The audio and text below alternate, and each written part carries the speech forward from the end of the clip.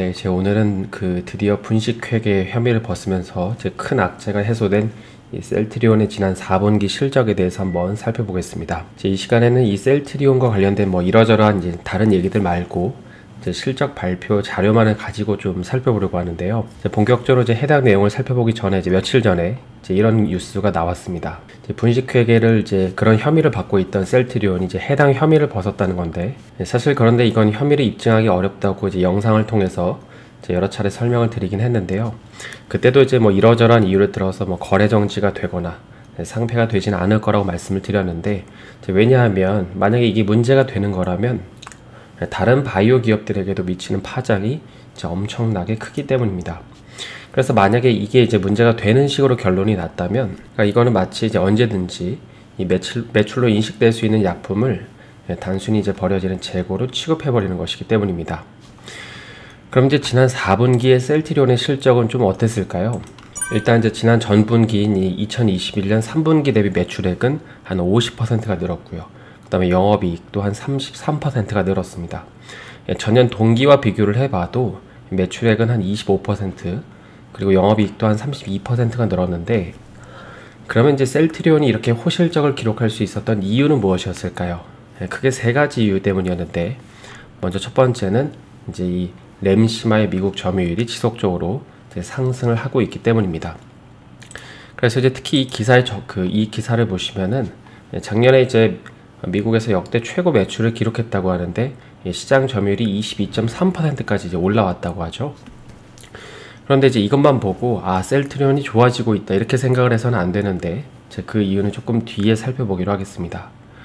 그 다음으로 이제 4분기 매출이 호실적이었던 이유는 여기 보시는 것처럼 이 코로나 진단 키트 매출이 크게 이제 반영이 되었기 때문이죠. 그리고 이제 마지막으로는 여기 나와 있는 것처럼 지난 2020년에 인수한 이 다케다 영업 양수가 이제 완료가 돼서 이제 이쪽 부분에서 발생하는 케미컬 사업 매출이 이제 크게 늘어났다는 것입니다.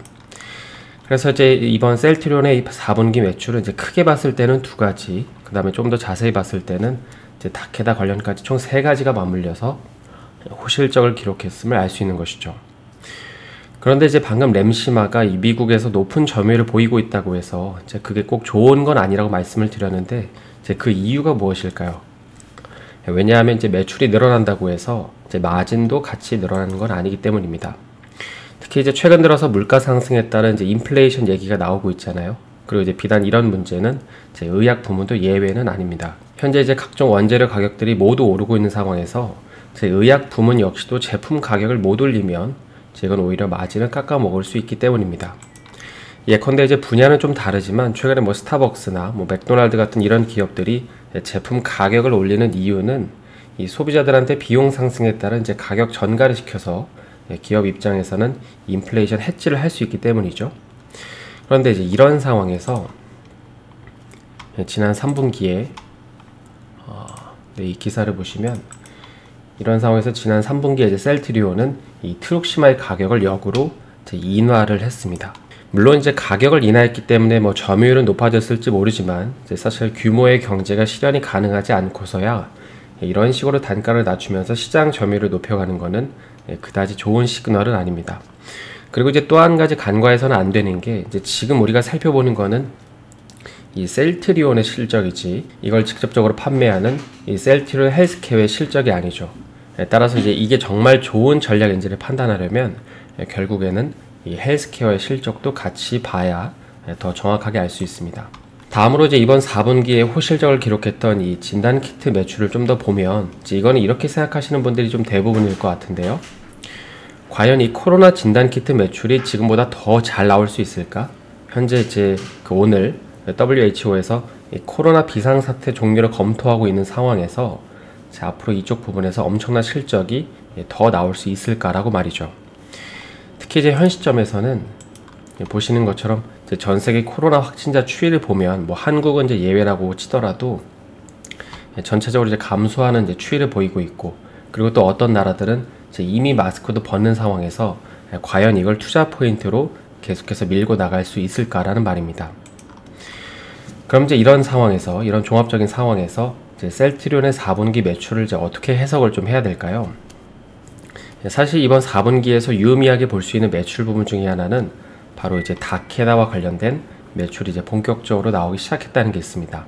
사실 뭐 아시는 분들도 계시겠지만 이 다케다 제약 같은 경우에는 이제 2020년에 셀트리온이 이제 인수를 한 기업인데, 어떤 의약품을 양수받았는지를 보니까는 일단 이제 당뇨랑 고혈압 쪽의 의약품을 이제 받았는 걸 이제 확인을 할 수 있는데요. 그래서 뭐 대표적으로 이제 당뇨 치료제인 액토스를 팔고 있고요. 그리고 이제 일본의 고혈압 시장을 주도하고 있는 뭐 블루프레스 같은 약들도 팔고 있고, 그리고 이제 일반 의약품 쪽에서 보면 우리가 잘 아는 이 입안의 염증을 치료하는 알보칠, 그리고 이제 감기약으로 유명한 이 화이트벤 같은 것도 팔고 있습니다. 그래서 이런 것들이 이번에 매출로 크게 반영이 돼서 이제 성장을 한 것이죠. 그럼 이제 영업이익 부면은 좀 어떨까요? 이쪽을 보시면 여기 이제 발표된 자료에 따르면은 이 상대적으로 수익성이 낮은 이 진단키트 매출이 이제 확대가 됐고, 이제 그럼에도 불구하고 바이오 의약품 이익률이 견조한 수준을 유익했다, 이렇게 나와 있는데, 그러니까 이게 무슨 말이냐면은 이제 진단키트는 매출은 늘었지만 이제 수익성은 낮았다는 거고요. 그래서 이제 진단키트 부분에서 마진이 이제 많이 발생하진 않았지만, 이제 그럼에도 불구하고 이 바이오 의약품의 이익률이 견조했기 때문에 진단키트가 이제 깎아먹은 걸 상쇄했다는 것입니다. 그래서 이제 한 문장으로 요약하면 바이오 의약품 이익률이 이제 괜찮았다는 것이죠. 근데 이제 물론 이것도 그 셀트리온이 일방적으로 얘기를 하고 있는 거고, 이제 실제로 좋았는지는 또 이제 헬스케어의 실적을 같이 봐야 되는데, 이제 아니나 다를까 이제 헬스케어의 그 실적을 보니까 마진율은 계속 떨어지고 있었습니다. 특히 이제 헬스케어 같은 경우에는 그 최근에 인플레이션 때문에 이제 해외 인건비도 많이 올라서 뭐 여기에 대한 이제 지출이 꽤 많았기 때문에 이익률이 뭐 더 낮게 나온 것도 있었는데, 그래서 이제 셀트리온에 투자하시는 분들 같은 경우에는 당장 이런 셀트리온의 공시도 봐야겠지만은 한편으로는 헬스케어의 공시도 같이 봐야 하는 이유가 이제 여기에 있는 것이죠.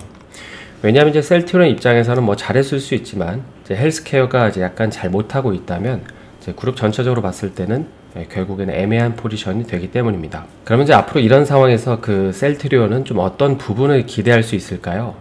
여기 이제 보시는 거는 이 셀트리온이 어떤 제품들을 잘 팔았는지, 그러니까 그런 것들을 보여주는 이제 막대 그래프인데요. 직관적으로 이제 보면서 알 수 있듯이 이 지난 4분기에 특히 눈여겨볼 만한 부분은 바로 이제 이 레키토나와 그다음에 진단키트, 여기 진단키트 매출이 눈에 보이는데 이 둘을 합치면 약 전체 매출의 30%가 됩니다.